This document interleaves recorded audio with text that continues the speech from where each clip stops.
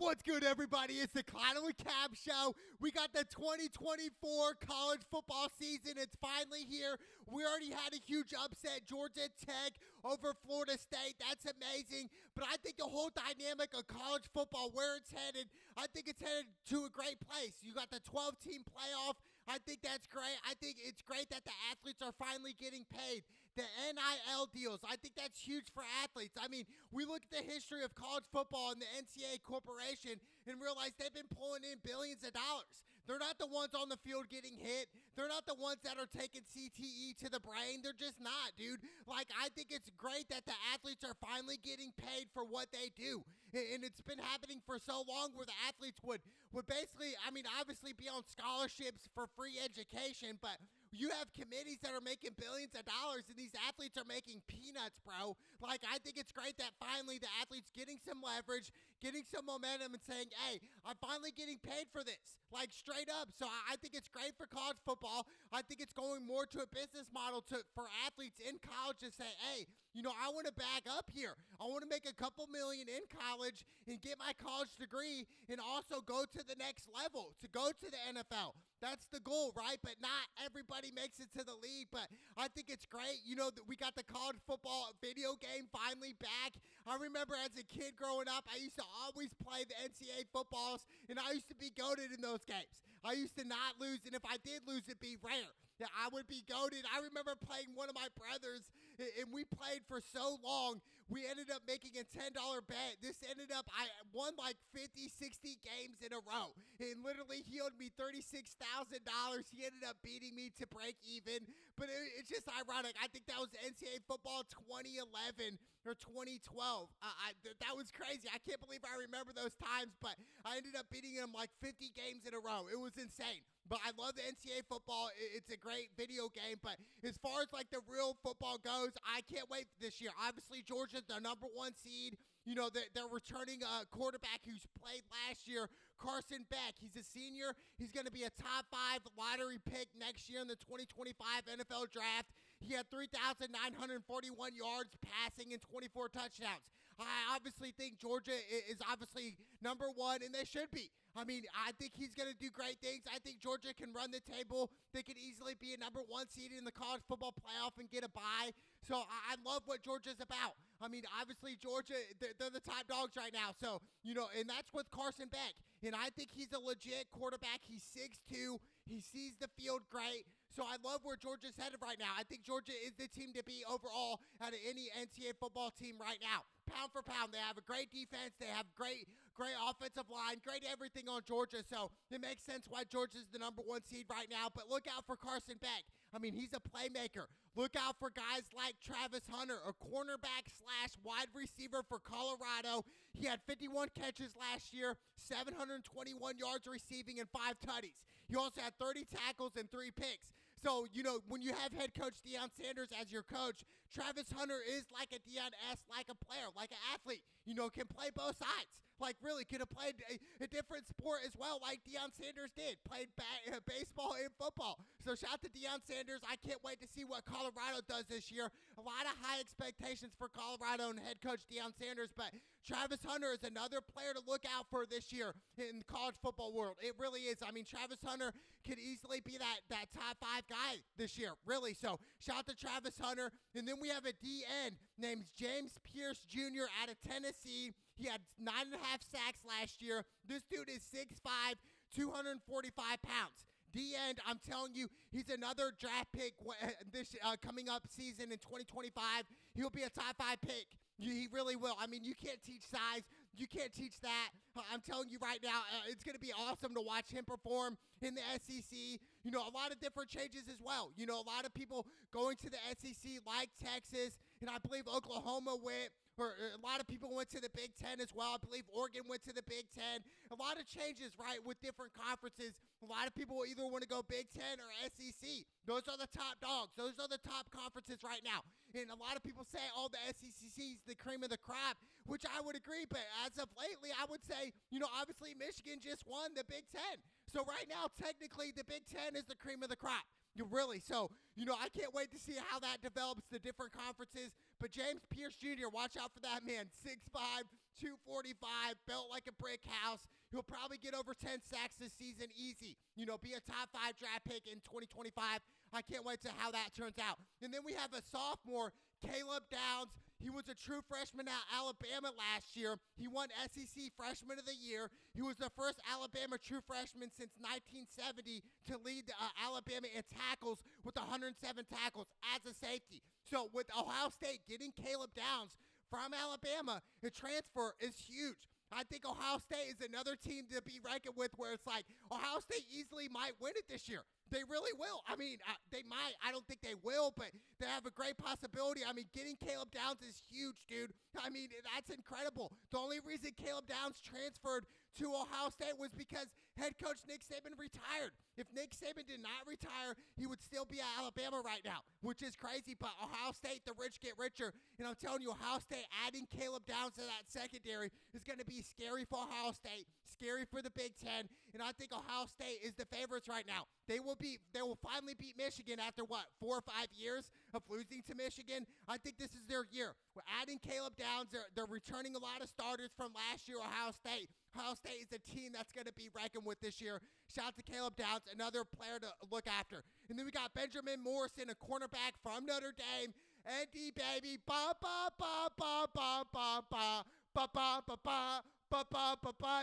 Take off Notre Dame, a huge year for Notre Dame. But Benjamin Morrison, he's a top cornerback this year. He will be a lottery pick next year in the draft. 25 solo tackles last season with 3 picks. He had 10 pass deflections last season. So that's huge as well. For Notre Dame, if they want to run deep this year, they got another transfer as well in quarterback Riley Leonard. Riley Leonard's a transfer from Duke. He, for first 3 seasons, was at Duke. And I'm telling you right now, Riley Leonard, man, he can play. He had 4,450 yards passing, 24 touchdowns, and 10 picks at his time at Duke. He also had over 1,200 yards rushing and 19 rushing touchdowns.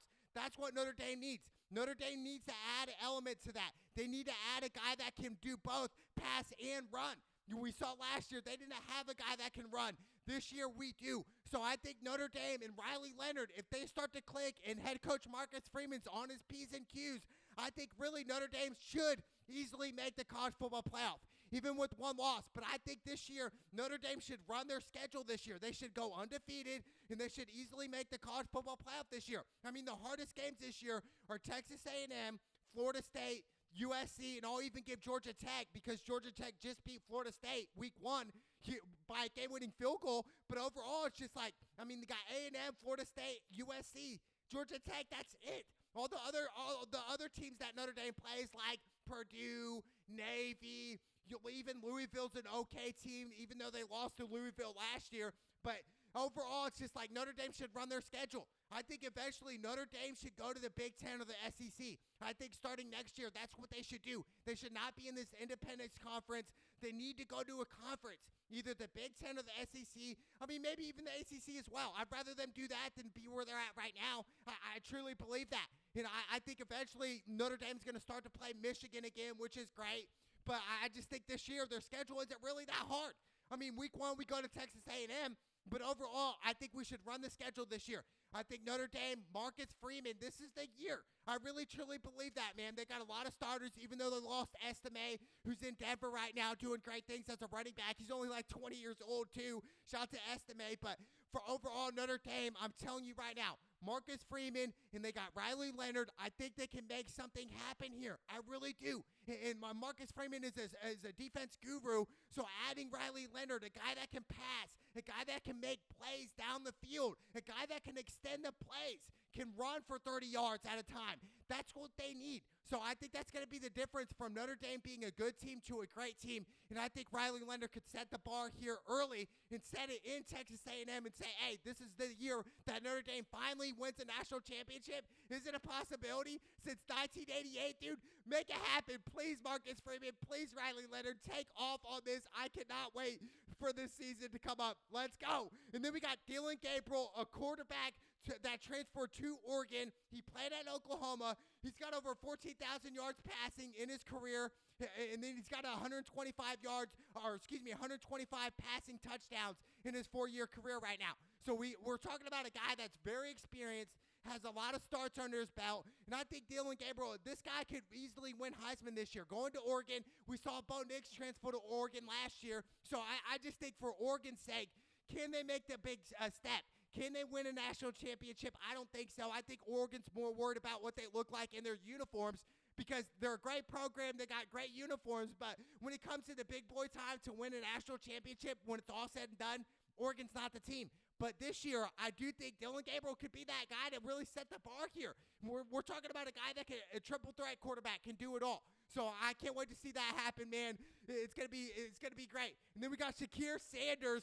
He had 3,230 yards passing, 27 touchdowns, and only 3 picks. The son of Deion Sanders at Colorado, a quarterback. We're talking about probably a draft pick as well. Probably a guy that could go in the top 10 2025 NFL draft next year. I mean, this guy's a playmaker. He's a triple threat quarterback as well. I mean, we look at NFL, we look at college, we look at these quarterbacks now. They're more than likely a triple threat quarterback. A quarterback that can throw the ball down the field, read coverages, but also run the ball as well. That's what you want as a quarterback nowadays. The quarterback nowadays in current era in 2024, you got a quarterback that can run too. You just have to have that, dude. It's just the game's changing. So, guys like that, like Sanders, man, he can definitely elevate it. It's going to be interesting to see how Colorado pans out.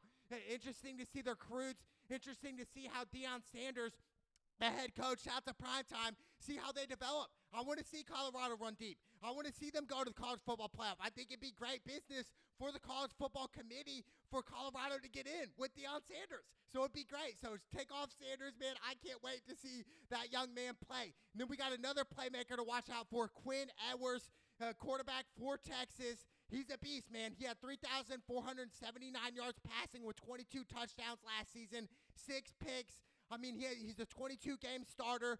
He completed 69 of his passes last season. So Edwards is legit, and we saw him against Alabama last year have a great game. I think Texas is another team that could really run deep. We're talking about Texas, who joined the SEC this year. So it's going to be great, man. We got Texas, we got Alabama, Auburn. Dude, it's going to be great, man. I think Edwards is a guy that can elevate Texas and go to the next level. And Texas is another program that could really win a national championship, at least make the college football playoff.